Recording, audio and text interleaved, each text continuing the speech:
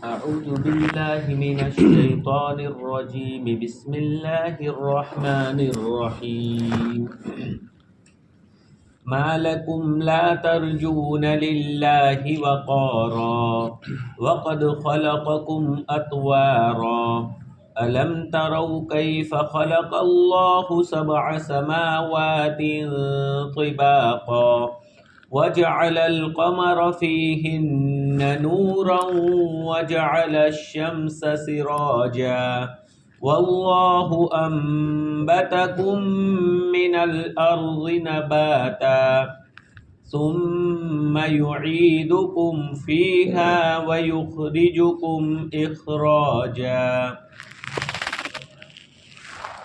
تمہیں کیا ہو گیا ہے کہ تم اللہ تبارک و تعالیٰ کی عظمت کا لحاظ نہیں رکھتے،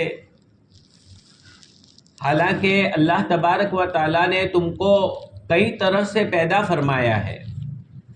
کیا تم دیکھتے نہیں ہو کہ اللہ تبارک و تعالیٰ نے کیسے ساتوں آسمانوں کو تہ در تہ پیدا فرمایا اور ان میں چاند کو روشنی بنایا اور سورج کو اس میں بھڑکدار چراغ بنایا، اور اللہ تبارک و تعالیٰ نے تم کو زمین سے اگایا، پھر وہ تم کو اس میں ہی لوٹائے گا اور اسی سے دوبارہ نکالے گا.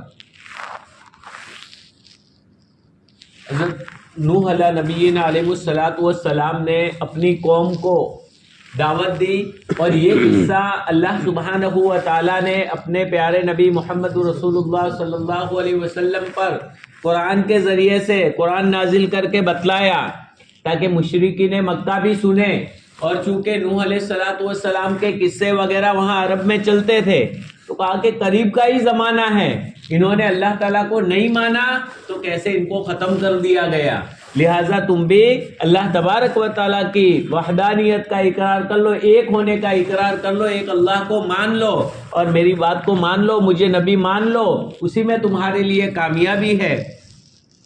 تو نوح علیہ السلام نے اپنی قوم کو سمجھانے کے لیے یہ نصیحتیں، تمام قرآن کی جو نصیحتیں ہیں تمام روئے زمین کے انسانوں کے لیے ہے، ہر ایک کے لیے جو بھی اس پر عمل کرے گا تو ضرور بھی ضرور فائدہ ہوگا. تو استغفار کرنے کے بارے میں یعنی ایمان لے آؤ اور ایمان لا کر توبہ اور استغفار کرو تو کئی طرح کے فوائد اور فضیلتیں جو گزشتہ تفسیر کے اندر ذکر کی گئی تھی. اس کے بعد اب آگے فرماتے ہیں مالکم، ارے تمہیں کیا ہو گیا ہے، لا ترجون للہ وقارا، کہ تم اللہ تبارک و تعالیٰ کی عظمت کا اعتقاد نہیں رکھتے.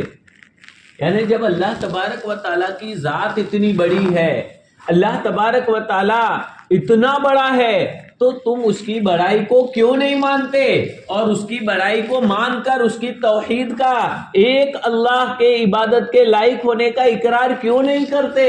اور تم دوسرے معبودوں کے پیچھے کیوں پڑے ہوئے ہو؟ تم بتوں کی عبادت کیوں کر رہے ہو اور دوسروں کا ڈر تمہارے دلوں میں کیوں بیٹھا ہوا ہے؟ ایک خدا کو مان لو، ایک خدا کی عظمت اور بڑائی تمہارے دل میں بٹھا دو، وہی بڑا ہے. اگر عظمت بیٹھ جائے گی دل میں تو کسی کا ڈر دل میں نہیں رہے گا. تو یہ آج کل ہمارے دلوں میں بھی جو خوف کیا ہوگا، ہر ایک سے ہم ڈر خوف ماحول سے فوراً ہماری توجہ اللہ تعالیٰ سے جو ہٹ جاتی ہے وہ ہمارے دلوں میں اللہ تبارک و تعالیٰ کی عظمت کا کم ہونا ہے. اگر دلوں میں اللہ سبحانہ و تعالیٰ کی عظمت بھر جائے تو پھر کسی کا خوف باقی نہیں رہتا. چنانچہ صحابہ کرام رضوان اللہ تعالی علیہ مجمعین کی زندگی کو اٹھا کر دیکھیے کہ سامنے موت ہے، دشمن کے قبضے میں ہے، شہادت کا وقت ہے، لیکن پھر بھی اللہ تبارک و تعالیٰ پر یقین اور ذرہ برابر ان کے چہرے پر خوف نہیں، ڈر نہیں ہے. تو یہ اسی وجہ سے کہ ان کے دلوں میں اللہ تبارک و تعالیٰ کی عظمت بھری ہوئی تھی. تو گویا اللہ تبارک و تعالیٰ کی عظمت کو کا تم اعتقاد کیوں نہیں رکھتے؟ یہاں پر لفظ جو استعمال فرمایا ترجون، ترجون کے معنی امید رکھنا، یعنی اللہ تبارک و تعالیٰ کی بڑائی کو مان لو، پھر اللہ تبارک و تعالیٰ سے اس کی رحمت کی امید رکھو تو اللہ تبارک و تعالیٰ ضرور بھی ضرور تم پر رحم فرمائیں گے. وَقَدْ خَلَقَكُمْ أَطْوَارًا، حالانکہ اس نے تم کو کئی طرح سے پیدا فرمایا. اللہ سبحانہ و تعالیٰ کی تخلیق نرالی ہے. کہیں تفصیل کے ساتھ اللہ سبحانہ و تعالیٰ نے بیان فرمایا. یہاں اس تخلیق کی طرف اشارہ فرمایا کہ اللہ سبحانہ و تعالیٰ نے ایک اندھیر کوٹھڑی کے اندر 3 اندھیریاں، پیٹ کے ماں کا پیٹ تو اس کی ایک اندھیری، ایک پردہ، اس کے اوپر پھر بچہ دانی اس کا پردہ، پھر بچے پر ایک جھلی ہوتی ہے وہ تیسرا پردہ. یعنی 3 پردوں کے اندر، اندھیرے کے اندر اللہ سبحانہ و تعالی اندر پرورش دے رہے ہیں. اور وہ پرورش بھی کیسے کہ ایک وقت تھا کہ زمین کے اندر زمین سے بیج اگتا ہے اور بیج اگنے کے بعد اللہ سبحانہ و تعالی اس میں سے کھانے پینے کی چیزوں کو بناتے ہیں. وہ کھانے پینے کی چیزوں کو ماں باپ کھاتے ہیں. کھانے کے بعد ان کے ذریعے سے ایک نطفہ بنتا ہے. پھر اس نطفے کو نکاح کے پاکیزہ تعلق کے ذریعے سے والدہ کے رحم کے اندر ڈالا جاتا ہے اور پھر وہ نطفہ ایک مدت تک نطفہ رہتا ہے. پھر آہستہ آہستہ جمع ہوا خون بن جاتا ہے اور پھر جمع ہوا خون بن جانے کے بعد پھر اس میں سے گوشت کا لوتھڑا بن جاتا ہے. گوشت کا لوتھڑا بن جانے کے بعد پھر اس کے اندر آہستہ آہستہ ہڈیاں جوڑی جاتی ہے، پھر جان ڈالی جاتی ہے، کروٹیں لینے لگتا ہے. تو یہ اندھیر کوٹھڑی کے اندر ناف کے ذریعے سے اس کو غذا دی جاتی ہے. وہاں پر بھی اللہ تبارک و تعالیٰ کی قدرت دیکھیے. جب بچہ ماں کے پیٹ میں ہوتا ہے نا تو اس کو خوراک دیا جاتا ہے، غذا دی جاتی ہے، تو وہ کیا ہوتا ہے؟ خون ہوتا ہے. اور یہ خون منہ کے ذریعے نہیں دیا جاتا بلکہ ناف کے ذریعے، ڈونٹی کہتے ہیں نا ناف، ناف سے ایک پائپ لائن جوائنٹ ہوتی ہے جس کو بچے کے پیدا ہونے کے بعد اس کو کاٹا جاتا ہے. تو یہ پائپ لائن سیدھا اس کے ذریعے سے ڈائریکٹ ناف میں خون دیا جاتا ہے بچے کو، منہ سے نہیں. کیوں؟ خون ناپاک ہے اور ناپاک چیز منہ سے دی ہے اللہ تبارک و تعالی. اللہ تبارک و تعالی کو یہ گوارا نہیں ہے میرے بندے کا منہ میرا پاکیزہ نام لینے کے لیے ہے، میرا کلمہ پڑھنے کے لیے ہے اور میرا پاکیزہ نام لینے کے لیے اس کا منہ میں نے بنایا ہے. اس کے اندر ناپاکی مجھے گوارا نہیں ہے، لہذا دوسری جگہ سے ناپاک خون کی غذا دی گئی کہ اس کا منہ بالکل پاک اور صاف رہے. اور اسی پاک اور صاف منہ کے ذریعے سے اللہ سبحانہ و تعالیٰ فرماتے ہیں کہ وہ میرا نام لیوے. تو ایسے ہمارے منہ کو پاک اور صاف رکھا. لیکن انسان دنیا میں آنے کے بعد اور دنیا کے اندر اپنے کاروبار میں لگنے کے بعد اسی منہ کے ذریعے سے حرام کے لقمے منہ میں ڈالتا ہے اور اپنے منہ کو ناپاک کرتا ہے، ناپاک غذا منہ میں ڈالتا ہے. تو یہ انسان کتنا نہیں حقدار ہے. گویا ہمارا رب تو ہمارا اتنا لحاظ رکھے، اتنا خیال رکھے کہ منہ ناپاک نہیں ہونا چاہیے. ماں کے پیٹ کے اندر یہاں ڈائریکٹ اللہ تبارک و تعالی غذا ہمیں دیتے ہیں، خوراک دیتے ہیں، وہ ہمارا کوئی بس نہیں چلتا. کیا ہمارا کوئی چلتا ہی نہیں ہے؟ اس وقت کوئی ہوش نہیں ہوتا، بس اللہ تبارک و تعالیٰ ہی تربیت فرما رہے ہیں. تو آہستہ آہستہ پھر یہ کروٹیں لینا، بچہ ماں کے پیٹ میں کروٹیں لیتا ہے، ادھر سے ادھر، ادھر سے ادھر پلٹیاں لگاتا ہے. یہ سب اللہ تبارک و تعالیٰ اپنا غیبی نظام. اور وہ بھی کہاں، یہ سب مراحل جو طے ہوتے ہیں ایک اندھیر کوٹڑی میں 3 پردوں کے اندر. ہمیں کوئی ذرا سا کام کرنا ہو روشنی کی ضرورت پڑتی ہے. یہ اندھیرے میں اندر آٹومیٹک اللہ تبارک و تعالیٰ کی طرف سے کام ہوتا رہتا ہے. وہ خدا کتنا عظمت والا ہوگا، وہ خدا کتنا طاقت والا ہوگا، وہ خدا تو کتنی طرح سے اللہ سبحانہ و تعالیٰ نے پیدا فرمایا ہے. اور پیدا فرمانے کے بعد بھی دنیا کے اندر آیا، ایک بچپنے کی زندگی، پھر جوانی کی زندگی، پھر جوانی کی زندگی کے بعد پھر بڑھاپا آتا ہے. تو یہاں دنیا میں بھی الگ الگ طریقے، اسی طرح سے کسی کو مالدار بنایا، کسی کو غریب بنایا، کسی کو کالا بنایا، کسی کو گورا بنایا. اور اسی طرح ماں کے پیٹ کے اندر شکلیں تیار ہوتی ہے، کتنے کروڑوں انسانوں کی شکلوں کو تیار کیا اور ہر شکل ایک دوسرے سے الگ الگ. آج تک کوئی ایسی 2 شکلیں ملتی نہیں کہ کوئی پہچان ہی نہ سکے کہ یہ دونوں ایک ہی ہے. نہیں، والدین فوراً پہچان لیں گے، جو قریبی ہوں گے فوراً پہچان لیں گے کہ ہاں اس میں یہ فرق ہے. تو تمام شکلوں میں فرق کتنا کریم آقا، کتنی طاقت والا ہے. اتنی شکلیں کہاں سے آتی ہوگی سوچو ذرا. اتنی ساری ہم بنائیں گے کوئی بھی چیز، کوئی بھی کمپنی پروجیکٹ بناتی ہے تو سیم ٹو سیم ہی بن جاتا ہے. ایک الگ کرے گا دوسری الگ کرے گا. چابیاں بھی تالے کی، کئی طرح کے تالے، کئی طرح کی چابیاں، لیکن پھر بھی کوئی نہ کوئی چابی تو کبھی لگ ہی جاتی ہے. بائکوں میں، گاڑیوں میں، سب میں بھی کوئی نہ کوئی چابی تو لگ ہی جاتی ہے کہ بھائی اس میں کوئی نہیں لگے گی، لیکن پھر بھی کہیں نہ کہیں سے ہو جائے بھائی یہ تو لگ گئی. تو اللہ سبحانہ و تعالیٰ کی قدرت دیکھو، وہ انسانوں کا بنایا ہوا ہے، اس میں گڑبڑ ہو سکتی ہے. اللہ سبحانہ و تعالیٰ کی قدرت وہ نرالی قدرت ہے. تو کتنا بڑا خدا ہوگا، کتنی بڑی قدرتوں والا ہے، کتنا بڑا وہ خدا. اسے ماننے کی ہمیں توفیق ملی اور ہم مسلمان ہوئے. کتنی ہم خوش قسمت لوگ ہیں. پیارے آقا صلی اللہ علیہ وسلم نے اس خدا کی قدرت کے بارے میں ہمیں بتایا، اور بتلانے کے بعد پوری دنیا کو بتلایا، لیکن دوسروں کو توفیق نہیں ملی. ہمیں اس خدا کو ماننے کی توفیق ملی. کتنا یہ ہم پر اللہ رب العالمین کا احسان اور کرم ہے. ہمیں تو اس کا شکریہ ادا کرنا چاہیے، اور ہمیں اپنے آپ کو اسی کو دے دینا چاہیے، اسی رب کے حوالے کر دینا چاہیے کہ ہر وقت ہم دیکھیں کہ میرے مولا کا حکم کیا ہے، اس میں میرا مولا مجھ سے کیا چاہتا ہے. یہی دیکھ کر ہمیں زندگی گزارنا چاہیے. تو وَقَدْ خَلَقَكُمْ أَطْوَارًا، اللہ سبحانہ و تعالیٰ فرماتے ہیں کہ ہم نے تم کو کئی طرح سے پیدا فرمایا. أَلَمْ تَرَوْا، تو یہ گویا جب ہم نے کئی طرح سے پیدا فرمایا، ایسی اندھیر کوٹری میں کوئی چیز نہیں تھی اور تم کو پیدا کیا، تو پھر دوبارہ زندہ کرنا یہ ہمارے لیے کہاں مشکل ہے. تو گویا آخرت پر، خدا کی قدرت پر اللہ سبحانہ و تعالیٰ دلائل دے رہے. تو یہ پہلی دلیل دی کہ دیکھیے، اس سے تو سمجھ لو کہ وہ خدا بڑا قدرت والا ہے، اور مرنے کے بعد کی دوسری زندگی دوبارہ زندہ کرنے پر بھی وہ خدا قادر ہے.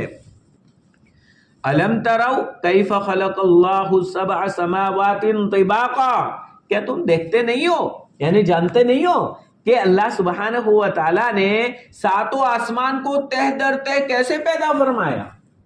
اب دوسری دلیل، پہلے تو اپنی ذات میں ہی غور کرو، فوراً خدا کی عظمت ملے گی، اور فوراً تم اللہ تبارک و تعالیٰ کو ماننے والے بن جاؤ گے. فوراً آخرت کا تصور ہو جائے گا کہ مرنے کے بعد وہ خدا دوبارہ زندہ کر سکتا ہے. پھر دوسری دلیل کہ چلو غور و فکر ذرا آسمانوں میں تو کرو کہ یہ 7 آسمان، اور وہ بھی بغیر ستون کے اس طرح سے کھڑے کر دیے. تو ان آسمانوں کو تو دیکھو، ایک کے اوپر ایک، ایک کے اوپر ایک، ایک کے اوپر ایک، اس طرح سے اللہ سبحانہ و تعالیٰ نے 7 آسمانوں کو بنایا ہے. آج کل کہتے ہیں سائنسدان کہ یہ ہے وہ ہے، آسمان ہماری نظروں کا دھوکہ. بھائی آسمان پر گئے ہو کہاں تم؟ اور سائنس کی ایک بات پہلے جو سائنس دعویٰ کرتا تھا کہ ایسا ہے، آج کے سائنس نے اس کو رد کر دیا کہ نہیں ایسا ہے، بدل گیا. تو آج کا بھی تو بدل سکتا ہے. اس لیے یہ تو ایک اندازے والی باتیں ہیں، اور یہ اندازے والی نہیں ہے، بلکہ یہ بالکل پکی بات ہے، اس لیے کہ ان آسمانوں کا پیدا کرنے والا خدا خود فرما رہا ہے. تو یہ بالکل پکی بات ہے. اور آہستہ آہستہ جو باتیں قرآن نے بیان فرمائی، ان باتوں کو سائنس کو بھی ماننا پڑا.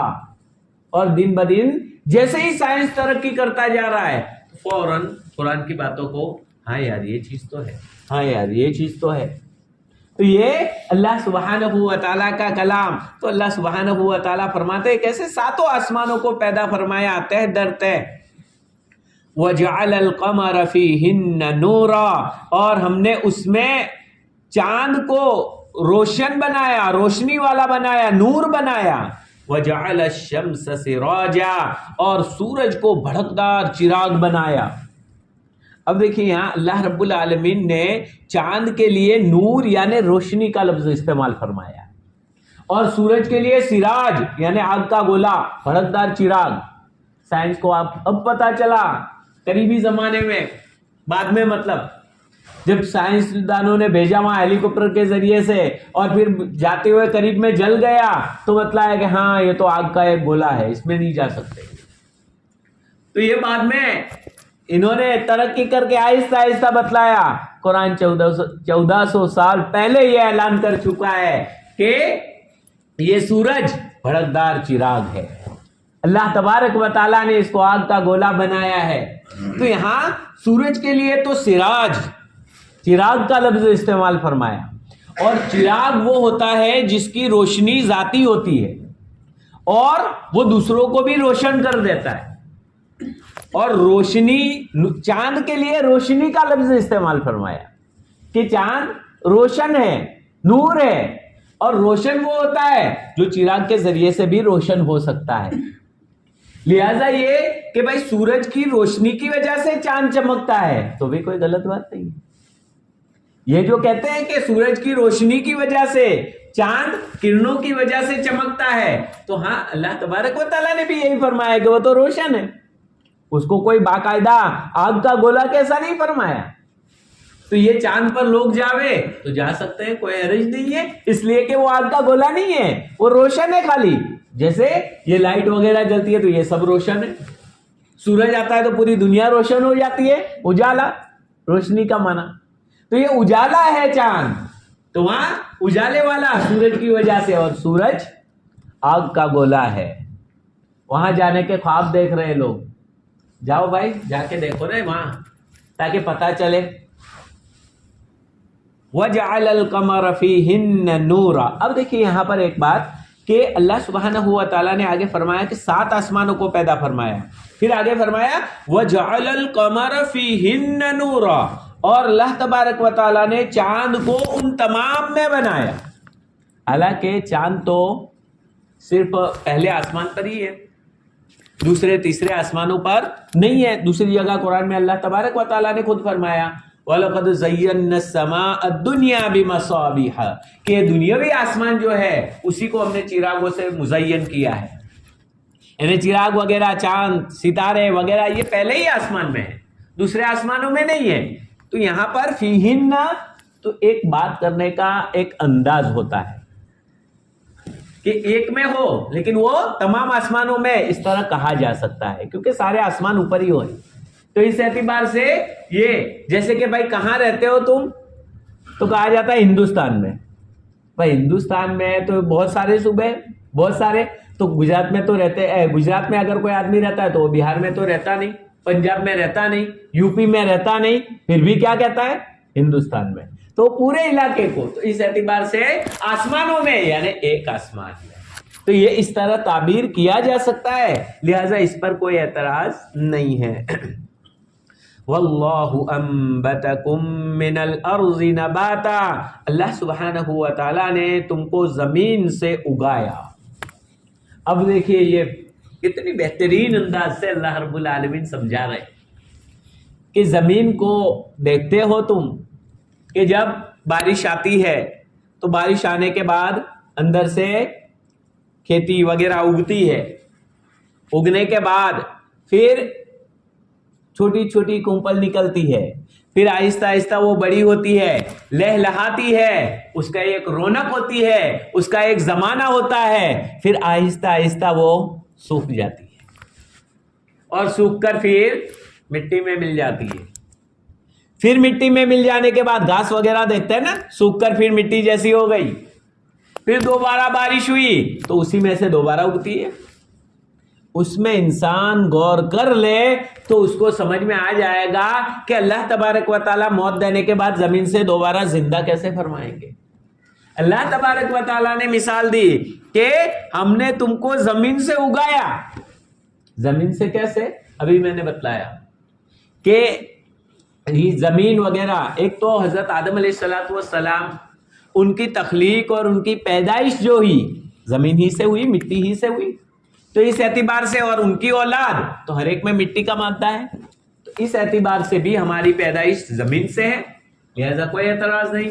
دوسری بات یہ کہ زمین میں اگنے والے چیزیں، سبزیاں، پھل فروٹ وغیرہ یہ سب کھاتے ہیں اور کھانے کے بعد انہی کے ذریعے سے تو نطفہ تیار ہوتا ہے. تو گویا یہ بھی سب زمین کی ہی پیداوار، تو ہم بھی زمین ہی کی پیداوار ہوئے. تو اس اعتبار سے بھی ہر انسان زمین کی پیداوار ہے، کیونکہ زمین میں اگی ہوئی چیزوں کو کھانے کی وجہ سے جو نطفہ ہوا اسی کے ذریعے سے انسان بنے ہیں، لہذا یہ زمین سے اگایا۔ اور انسان کے اندر بھی کہ تم غور کرو، جیسے زمین سے پودا اگتا ہے اور ایک وقت جب چھوٹا ہوتا ہے پھر عروج پر چڑھتا ہے اور ایک زمانہ اس کا ہوتا ہے لہلہانا، اور اس کی ایک شان ہوتی ہے، تعظیم کی جاتی ہے، تکریم، لیکن آہستہ آہستہ سوکھ جاتا ہے۔ اسی طرح سے اے انسان، تجھے بھی ایک وقت تھا کہ ہم نے نطفہ سے نکال کے بچہ بنایا، چھوٹے بچے کی طرح کہ جو تم اپنا خود سے بھی کوئی کام نہیں کر سکتے تھے، تمہیں سنبھالنے والے دوسرے سنبھالتے تھے، ایسی حالت میں تم کو بنایا، پھر آہستہ آہستہ تم بڑھنے لگے، تمہاری جوانی کا زمانہ آ گیا، اور جوانی کا زمانہ، اور اس میں تم اچھی طرح گھومنا پھرنا اور اپنے شوق پورے کرنا اور ہر طرح سے طاقت قوت یعنی با رونق بن گئے۔ تو یہ جسمانی اعتبار سے، ہر اعتبار سے قوی چست وغیرہ، تو یہ ایک تمہارا زمانہ آ گیا، جیسے وہ پودے کا زمانہ آ گیا تھا، اور اس کے بعد پھر وہ آہستہ آہستہ ڈھیلا پڑنے لگتا ہے پودا، درخت، تو تم بھی بڑھاپے کی حالت میں ڈھیلے پڑنے لگتے ہو، اور پھر ایک وقت آتا ہے کہ وہ سوکھ جاتا ہے، تو تم بھی مر جاؤ گے، تمہیں بھی موت آنا ہے ایک وقت، تمہیں بھی ایک وقت ایک نہ ایک دن مرنا ہے۔ خالی زمین میں اگنے والے گھاس وغیرہ میں غور و فکر کرو، سب سمجھ میں آئے گا۔ پھر وہ جیسے سوکھ جاتا ہے اور سوکھ کر گر کر پھر مٹی میں، اور پھر مٹی بن جاتا ہے، وہی زمین میں لکڑی وغیرہ وہ ساری چیزیں رہتی ہیں، پھر آہستہ آہستہ ایک مدت کے بعد مٹی بن جاتا ہے، تو اسی طرح تم بھی مٹی بن جاؤ گے، اور پھر دوبارہ جب اللہ رب العالمین کا حکم آئے گا قیامت کے دن، قبروں کو چیرتے ہوئے زمین سے دوبارہ زندہ ہو کر اٹھو گے۔ تو اللہ سبحانہ و تعالیٰ نے اس جملے کے اندر انسان کو اس کی پوری حقیقت سمجھا دی ہے کہ انسان تیری حقیقت کیا ہے، تو اپنی ذات کے اندر ذرا غور تو کر، اور یہ بھی سمجھا دیا کہ مرنے کے بعد دوبارہ زندہ ہونا کہ کون دیکھ کے آیا ہے، ایسی بات نہیں ہے، یقینی ہے، اور تمہارے سامنے مثالیں موجود ہیں۔ تو یہ جیسے مثالیں موجود ہے، کوئی چیز نہیں ہوتا، بیج وغیرہ کچھ بھی زمین پر دکھتا نہیں ہے، لیکن جیسے ہی بارش آتی ہے تو گھاس وغیرہ کیسی اگ جاتی ہے، بلکہ اللہ سبحانہ و تعالیٰ کی مخلوق، مینڈک جانتے ہو نا، مینڈک زمینوں میں سوکھا ہوا بالکل مردہ کی طرح پڑا ہوا ہوتا ہے، اور پھر جیسے ہی بارش آتی ہے، دیہات میں خاص اگر دیہات والے کوئی ہو یا دیہات میں گئے ہو تو پتا ہوگا کہ بارش آتی ہے تو دوسرے دن دیکھیں راؤنڈ راؤنڈ راؤنڈ راؤنڈ چالو ہو جاتا ہے ان کا، کھلی زمین جہاں ہوتی ہے تو وہاں اندر سے راؤنڈ راؤنڈ راؤنڈ، ارے وہاں جامعہ دارالقرآن میں تو ہے مستقلاً وہ جگہ، تو وہاں گھاس چارے اور راؤنڈ راؤنڈ راؤنڈ دوسرے دن شروع ہو جاتا ہے۔ کہاں سے آ گئی اتنی ساری مخلوق؟ تو یہ اللہ سبحانہ و تعالیٰ کی قدرت تو دیکھو، ارے تھوڑی سی بارش آ کر بند ہوئی، فوراً پر والے کیڑے مکوڑے کہاں سے اتنے ڈھیر سے آ جاتے ہیں، ابھی کہیں دیکھنے نہیں ملتے، اور اچانک تھوڑی سی بارش نہ ہوئی فوراً اتنی تعداد میں آ جاتے ہیں کہ گھروں میں بھی پریشان، ہر جگہ پریشان کہ بھائی جلدی سے دروازے بند کرو ورنہ گھر میں رہنا مشکل۔ تو یہ اللہ تبارک و تعالیٰ کی مخلوق تو دیکھو، کب ختم کب پیدا ہو جاتی ہے، کتنی جلدی آ جاتی ہے، اور یہ مینڈک تو خصوصی طور پر کہ اگر کبھی زمین میں نکلے نا تو سوکھا ہوا بالکل نکلے گا مردہ کی طرح، پتہ بھی نہیں چلے گا، لیکن پھر جیسے ہی بارش آتی ہے تو ان کا راؤنڈ راؤنڈ شروع ہو جاتا ہے۔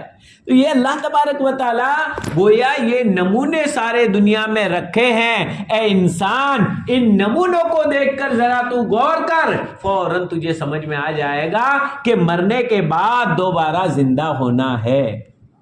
اسلام کے بنیادی 3 عقائد ہیں، ایک تو اللہ تبارک و تعالیٰ کو اس کی ذات اور صفات کے ساتھ جیسا وہ ہے اسی انداز سے ماننا، اور دوسرا محمد رسول اللہ صلی اللہ علیہ وسلم اور تمام انبیاء کرام علیہ الصلوۃ والسلام اور ان کی لائی ہوئی باتوں کو ماننا، یعنی رسالت، پہلا اللہ کو ماننا جس کو توحید کہا جاتا ہے، دوسرا انبیاء کرام علیہ الصلوۃ والسلام، ان کی کتابیں، ان کی لائی ہوئی باتیں، ان تمام کو ماننا، ان کو رسالت کہا جاتا ہے، اور تیسرا بنیادی عقیدہ جو ہے وہ آخرت کا ہے کہ دوبارہ مرنے کے بعد زندہ ہونا ہے، اور اصل زندگی وہی ہے، اور انہی پر قرآن زور دیتا ہے، اور بار بار انہی چیزوں کو ہمارے دلوں میں بیٹھ جائے اس انداز سے، الگ الگ انداز سے اللہ سبحانہ و تعالیٰ سمجھاتے ہیں۔ تو یہاں پر کتنی بہترین انداز سے اللہ رب العالمین نے بیان فرمایا ہے،